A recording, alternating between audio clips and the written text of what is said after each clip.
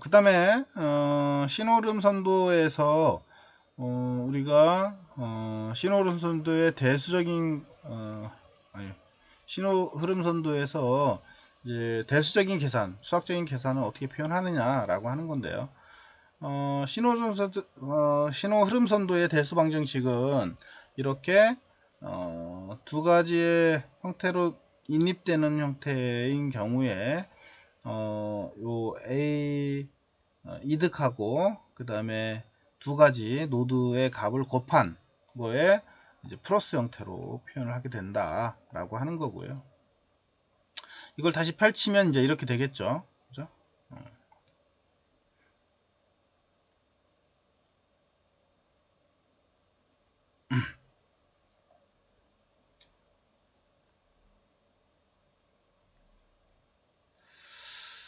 자, 그 다음에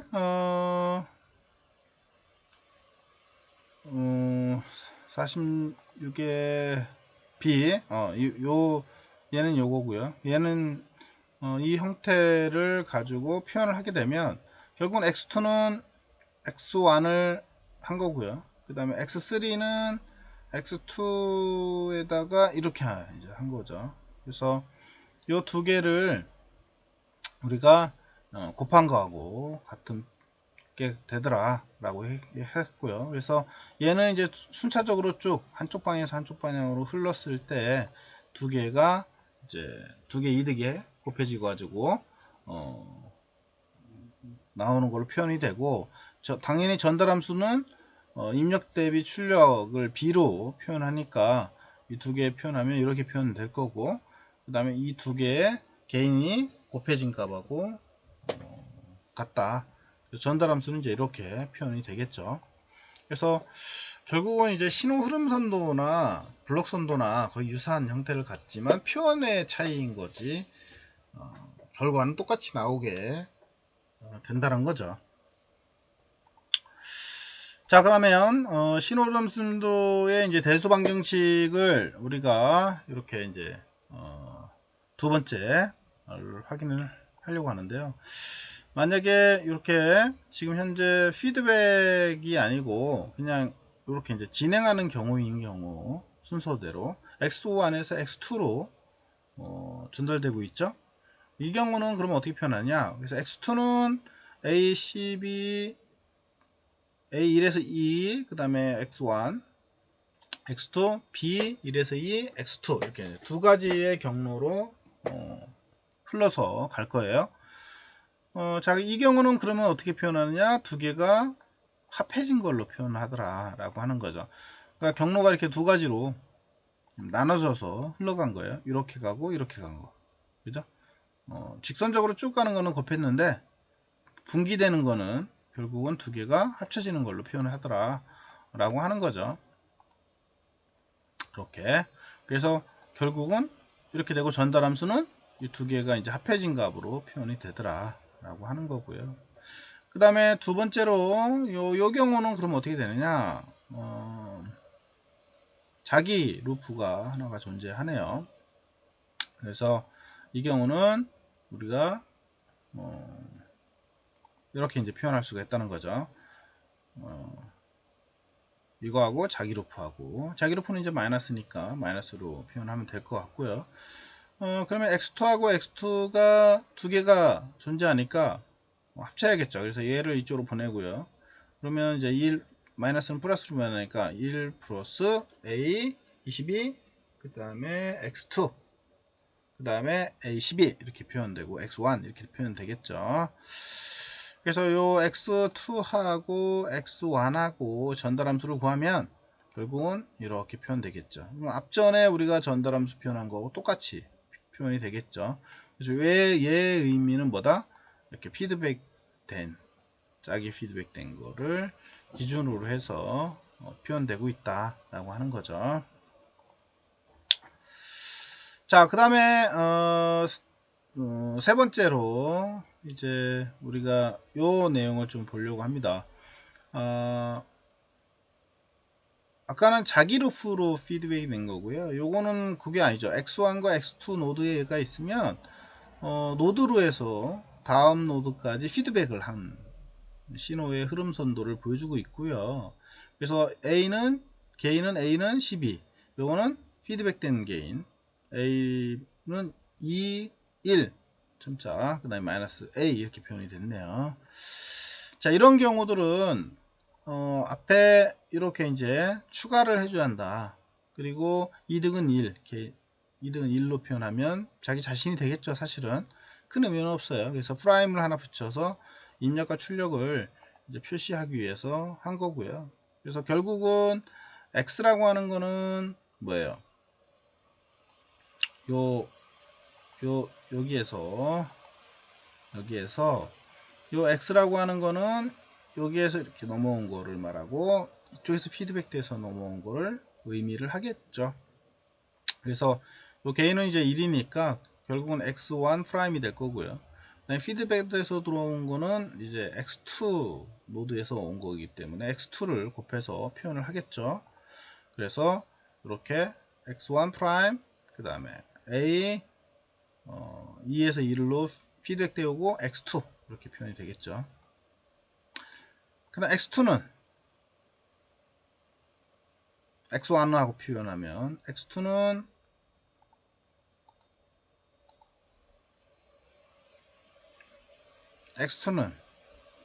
이렇게 해서 들어온 거죠. X1에서 온 거가 되겠죠. 그래서 X1에서 온 걸로 표현을 할 수가 있고요. 그 다음에 얘들은 뭐 당연한 거고요. 그죠? 개인이 이제 1이니까. 그래서 이런 형식으로 우리가 흐름 선도의 표현을, 수학적인 표현을 이렇게 표현할 수가 있고요. 그래서 여기에서 이제 우리가 x1을 대입을 시키면 되겠죠. 그래서 요 값을 요 x1에다가 대입을 시키면 x2라고 하는 놈은 어떻게 돼요? 이렇게 해서 이렇게 표현이 될 거고, 분배 법칙을 통해서 하면 이렇게 될 거고, 그 다음에 x2를 이쪽에서 보내면 마이너스는 플러스가 될 거고요. 그래서 1 플러스 이런 식으로 나오겠죠. 그래서 전달함수를 구하면 x2를 x1으로 나눠서 표현하면 이렇게 이제 표현이 되겠죠. 그래서 우리가 요 피드백이 된 피드백을 한 내용에 대한 전달함수는 앞전에 우리가 배웠던 거 똑같은 그런 형태죠. 근데 단지 여기서는 뭐다? 개인을 이런 식으로 표현을 하고 있다라고 하는 거고요. 자기 루프인 경우에 아까 우리 잠깐 봤는데 그 경우는 이런 식으로 이제 표현이 된다 라고 하는 거. 이 두 가지만 좀 알고 있었으면 좋겠습니다. 자기 루프일 때하고 그 다음에 피드백이 돼서 들어온 거하고 두 가지. 여기에 이제 하나가 더 추가가 되죠. 위에 분모하고 분자 값이 똑같은 게 있고, 그 다음에 하나는 반대로 된 게 있고. 자, 그 다음 우리가 이제 블록 선도와 신호 흐름 선도의 등가 변환을 잠깐 살펴보자라고 하는 거죠. 이거는 굳이 우리가 블록 선도만 가지고 해도 상관없습니다. 그렇지만 이제 복잡한 시스템인 경우는 신호 흐름 선도로 해서 표현하는 게 더 단순해 보이고 뭐 간단하기 때문에 이제 이렇게 한다라고 하는 거고요. 그래서 지금 여기에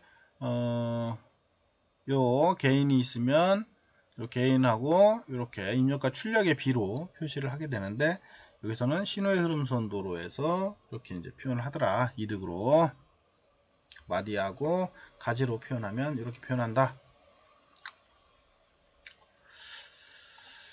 그 다음에 신호 흐름 선도의 기초를 보면 이제 우리가 등가에러로 표현을 하는데, 이렇게 가합점인 경우는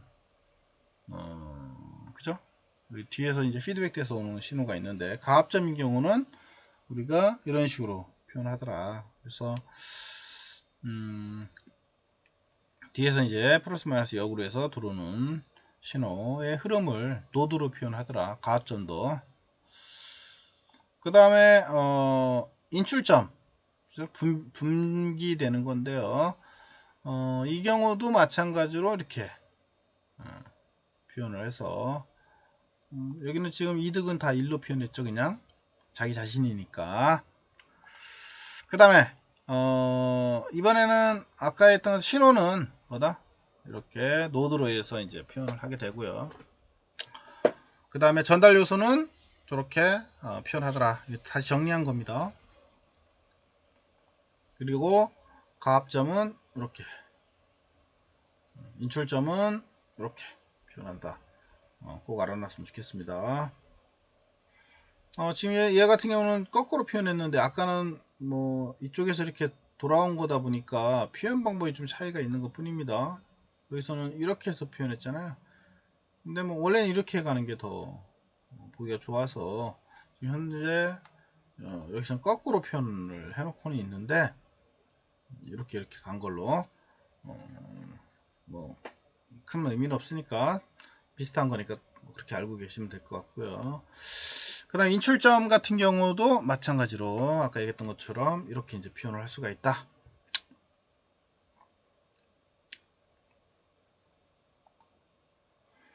그래서 이제 직렬 접속하고 병렬 접속 피드백 루프인 경우는 어떻게 표현하느냐, 표현 방법입니다. 그래서 신호 흐름 선도로 이렇게 표현할 땐 직렬일 때는 이런 식으로 각각 노드를 3개로 잡아서 표현하면 될 것 같고요. 병렬 접속인 경우는 이렇게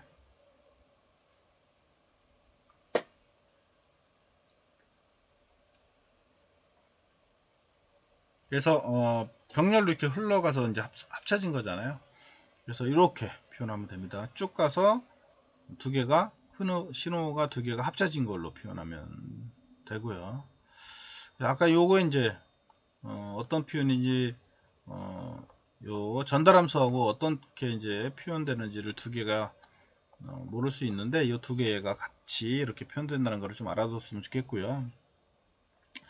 그 다음에 이제 피드백 된 거, 요게 이제 우리가 제일 많이 쓰는 내용 중에 하나이고 요거를 우리가 신호흐름 선도로 표현하면 이렇게 표현되더라 라고 하는 거, 요것도 상당히 중요하죠. 꼭 알아두도록 하시고요. 그래서 여기는 1로 표현하고요. 그 다음에 여기도 1로 표현하고 중간에 G하고 H가 있으면 피드백 되는 형태를 표현을 저렇게 한다 라고 하는 거, 이것도 꼭 알아두십시오. 그래서 피드백 루프인 경우에 신호 흐름 선도는 이런 식으로 표현하고 있다라고 하는 거를 알아뒀으면 좋겠습니다. 그래서 그림 그릴 때도 이렇게 그리는 것보다는 이렇게 하나하나 다 신호 흐름 선도를 그려서 정리해 가는 게 더 빠르겠죠.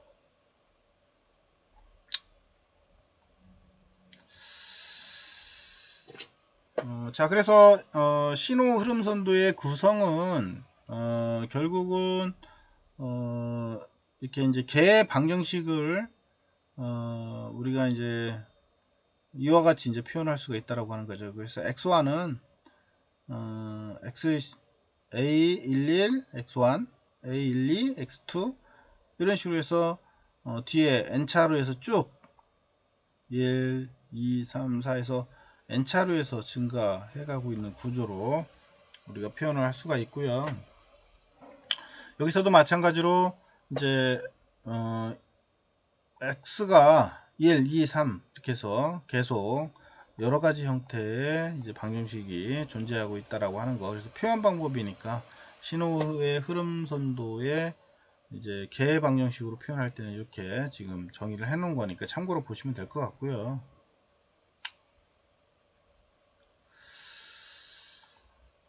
그 다음에 신호 흐름 선도에 우리가 이제 x1이 입력마디이면 x1에 대한 방정식의 신호 흐름 선도는 필요가 없다라고 하는 거, 뭐 이것도 아까 우리가 정의를 봤으니까. 그 다음에 m의 크기에 따라 왼쪽에서부터 오른쪽으로 배열을 한다. 그래서 필요한 루프의 취급이 까다로울 때 마디를 재배열을 한다 라고 하는 거. 그 다음에 가지 A1 1 A21 뭐 이렇게 가지의 표현은 마디를 연결할 때 마디를 연결해서 1에서 2로 2에서 1로 이렇게 표현을 하고 있다라고 하는 거.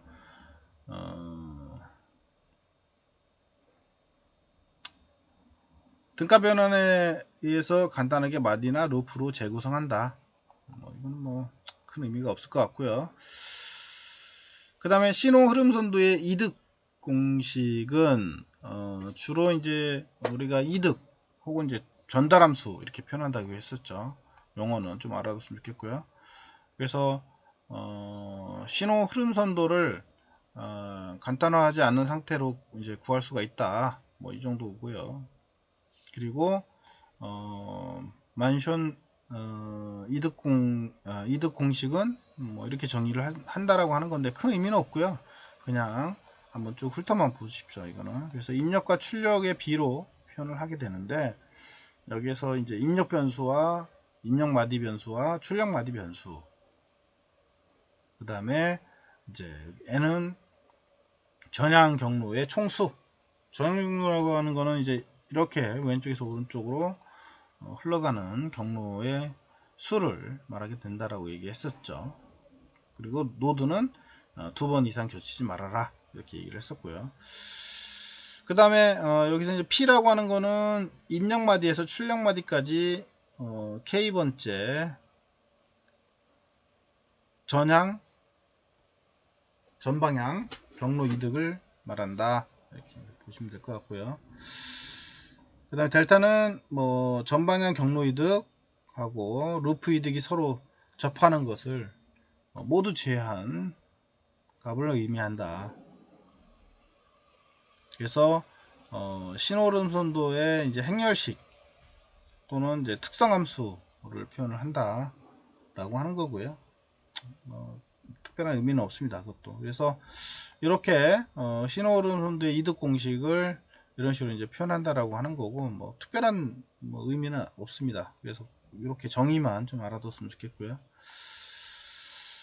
그 다음에 얘도 마찬가지예요. 이것도 큰 의미는 없습니다. 그래서 한번 읽어보시고 그 다음에 신호흐름 선도를 이용해서 블록 선도의 감축이나 일반 이득 공식. 그래서 주로 앞전에 우리가 블록 선도에서도 마찬가지로 정리를 해갔잖아요. 한 블록 한 블록 한 블록.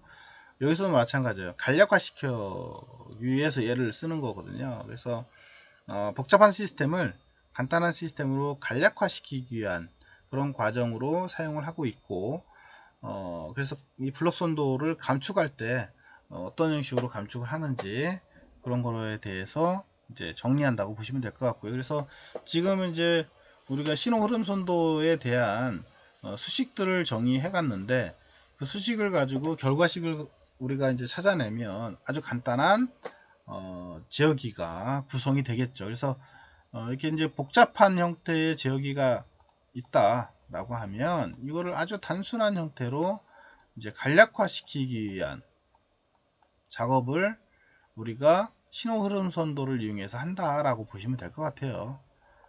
블록 선도로 하면 복잡해 보이니까 그거를 신호 흐름 선도로 표현해서 하면 좀 간단하게 이제 할 수 있다. 그리고 신호 흐름 선도의 일정한 규칙을 우리가 알고 있으면 좀 편하게 간략화시키는 그런 작업을 할 수 있기 때문에 이걸 쓴다라고 하는 거고요. 의미만 좀 알아뒀으면 좋겠습니다. 자, 그 다음 나머지는 뭐 이제 우리가 블록 선도를 하던 아니면 신호 흐름 선도로 해서 하던 어쨌거나 제어기 시스템의 구성을 우리가 보려고 했던 거고요.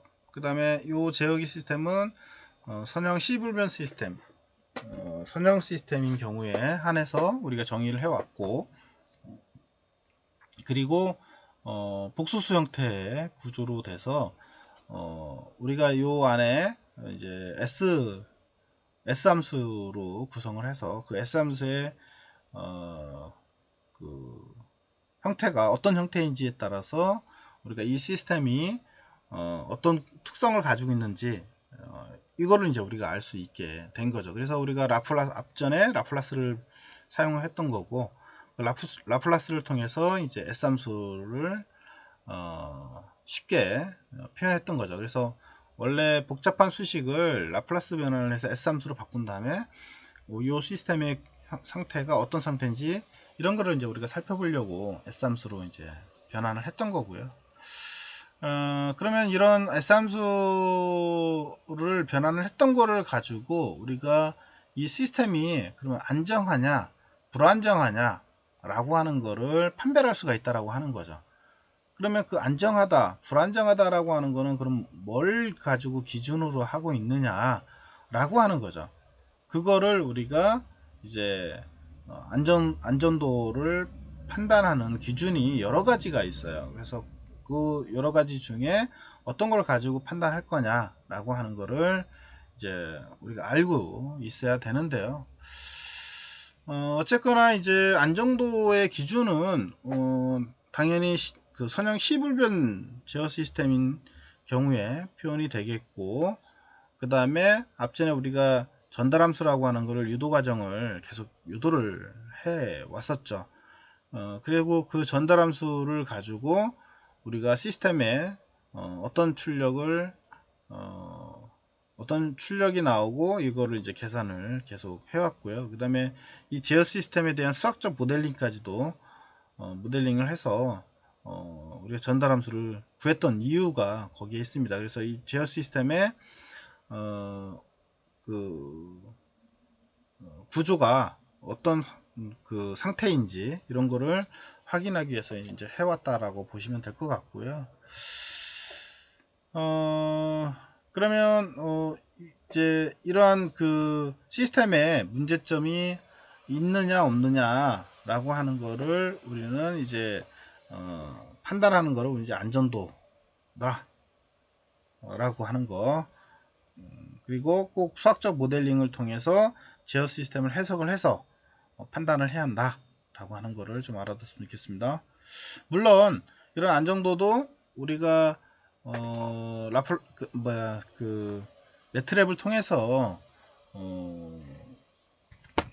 돌려보면 이 시스템이 안정한지 불안정한지 이 구조를 우리가 이제 알 수 있게 됩니다. 그래서 반드시 우리가 라플라스의 변환을 통해서 얻은 전달함수를 가지고 그 결과식을 우리가 더 눈에 확 보려면 파형을 봐야 할 거고, 그 파형이 어떻게 나오는지는 바로 매트랩을 통해서 우리가 많이 확인을 하게 됩니다. 그래서 차후에 매트랩을 좀 더 추가적으로 계속 공부해서 이런 시스템의 안정도를 평가하는데 활용을 해봤으면 좋겠고요.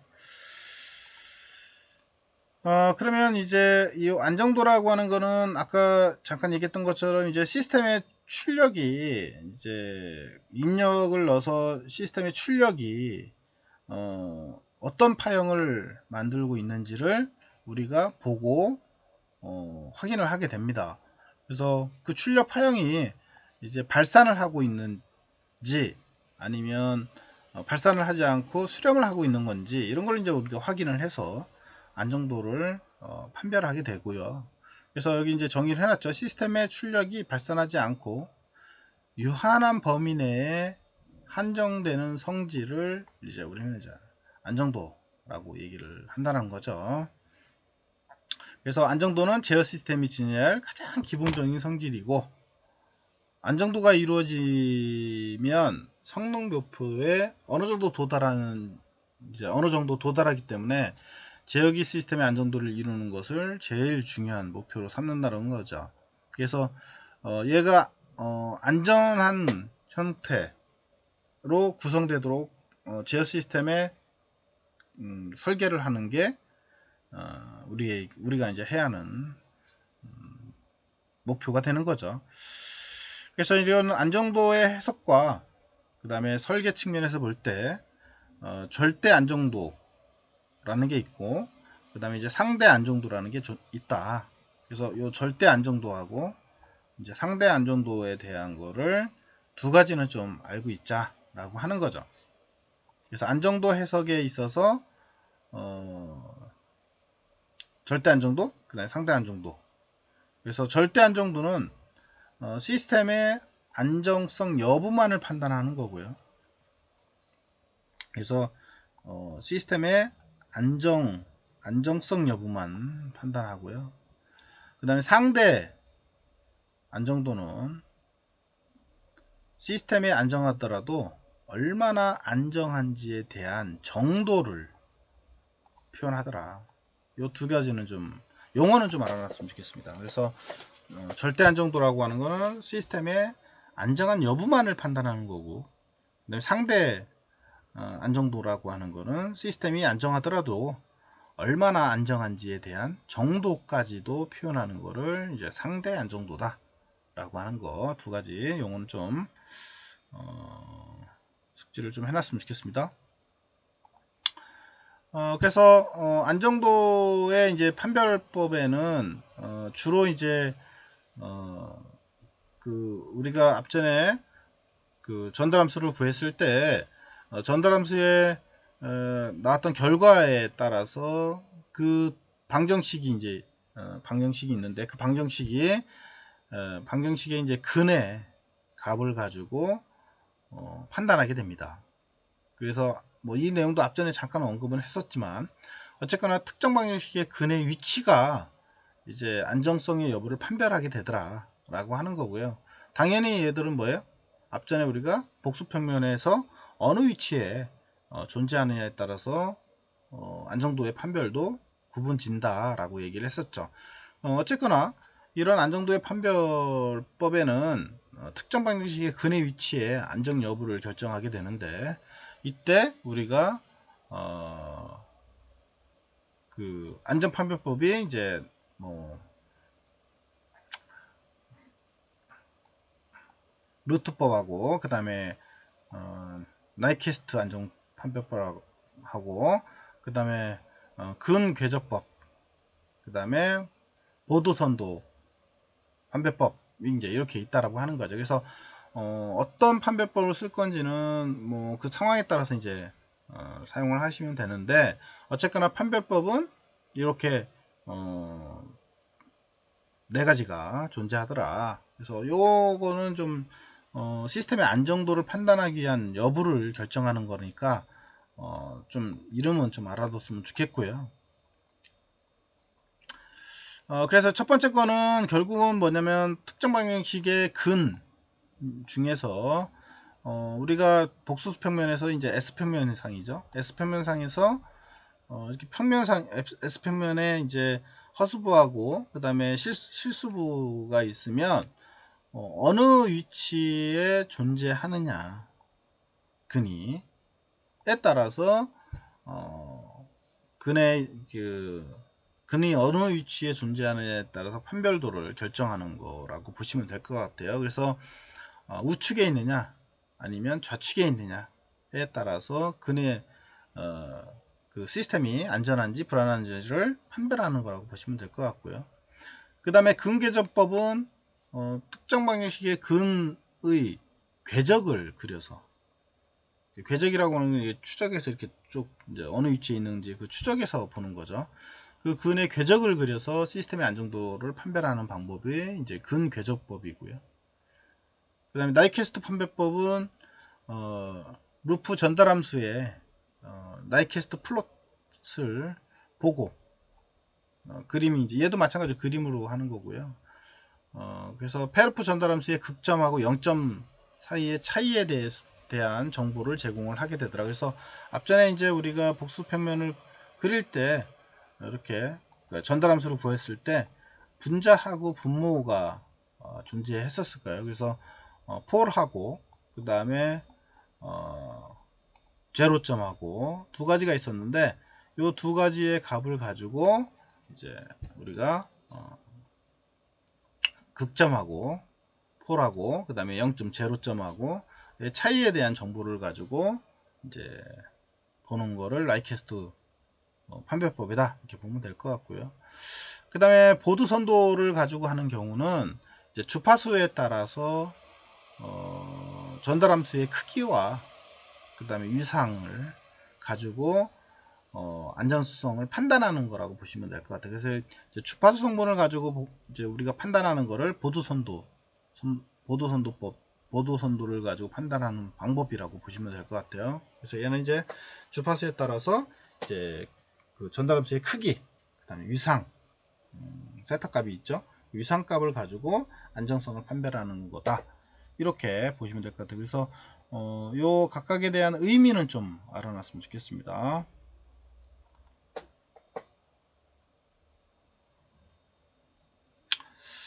자, 그러면 좀 쉬었다가